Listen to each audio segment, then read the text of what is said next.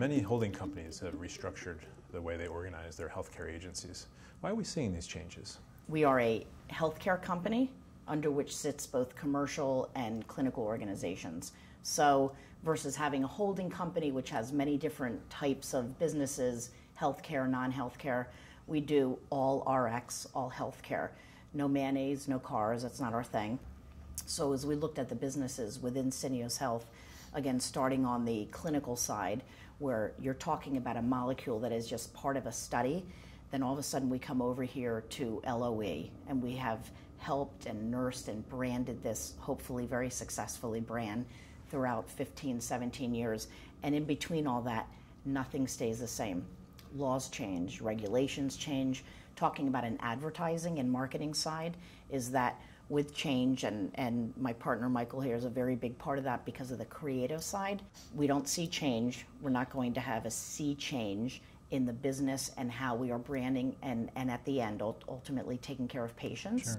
Sure. Can I just add, I think health is hot, so to speak, right? So I think one of the things you're seeing is all these holding companies reorging themselves to try to put themselves in the best position to make good on what is fastly becoming like a very, from a creative perspective, a fascinating place to be. Used to be, you know, sort of creatively, healthcare was sort of the pariah of advertising. That is 100% change. What's different about the way you work with clients? What's interesting about Syneos Health that we just branded and launched on January 1st of this year is that prior to this, there was a merger between Inventive Health and INC Research, a strictly clinical research organization. Inventive Health had both clinical, larger blue chip pharma companies, and that merger with INC Research is what became Syneos Health. Syneos Health has numerous arms in terms of selling solutions. So many clients will start with a large launch and a focused sales team. So we have the selling solutions. We have folks who solely do consulting. We also have a group working on predictive analytics. So the money that we are spending in branding, in marketing, even in pre-trial launches, to be able to predict what might happen with a certain amount of spend if you dial it up or dial it down, and to see the result of that has been fascinating for me and something new for me. So this is a time when talent is in high demand, and you need a specific blending of creative and technology. You have it. How do you make sure you have others that have it? It's readily understood when you hire a creative, you're looking for talent. I think creatives are rule breakers by definition. It's really the same thing for on the tech side. You want people who are like, well, it's never been done, but I think I know how to go do it, right? It really is the exact same sort of rebellious kind of, we're not going to stay within these lines attitude. It's the same. It's really the same soul. But how do you answer that age-old question of is it creative enough?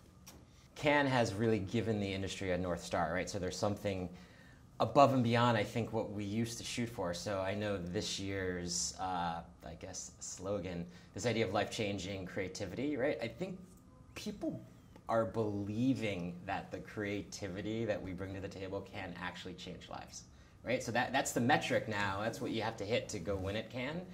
And so more than just the hardware you might take home, it's literally the ability to change lives, right? And there is lots of work out there that is changing lives. Our clients are getting, I'll say, more creative or more able to look at creative and see it for what it is, a way to spark a conversation, to tell a story, and they have a deeper appreciation for it. So you cannot go in and pitch a lousy idea. Clients are onto it, as they should be. For me, they've helped to up the game. I love that, because who wants to do anything mediocre? So we leave meetings like that, and we get fired up when a client has brought up something that's inspired them. Sonja, we're going to switch gears for a moment. How does your network promote gender equality in the workplace? We look at how do we bring folks in who align with our values. I think when you start talking about culture, even that can get a little, what does it mean when you brought somebody in and interviewed them, you didn't think they'd fit in, they didn't think they'd be part of our culture. We have changed that and turned it on its side, and the question is, do they align with our values? Are they creative? Do they have the want and the need to collaborate, and other values that we align ourselves with? Syneos Health, we have almost 22,000 employees. About almost 65% are women, which is amazing in any industry. And within GSW, half of our employees are women, and I think a little over a third of the half of the women in our business are VPs. That is a level that you do not see in other industries, and I've been within other networks and other agencies, you do not see that. You know, a great idea has no gender, right? But it does matter where, like, the culture you grow up in, like, will influence the ideas that come out of you. Sure. So you want to have a mashup of humanity from that perspective. I can also tell you from a design perspective, sometimes you want a more feminine design. Like, you literally, if it's 17 dudes working on something, the output's going to look different than if it's 8 women and 8 men. Like, quite literally, you do want to, again, have a mashup purposely, because it doesn't affect the work.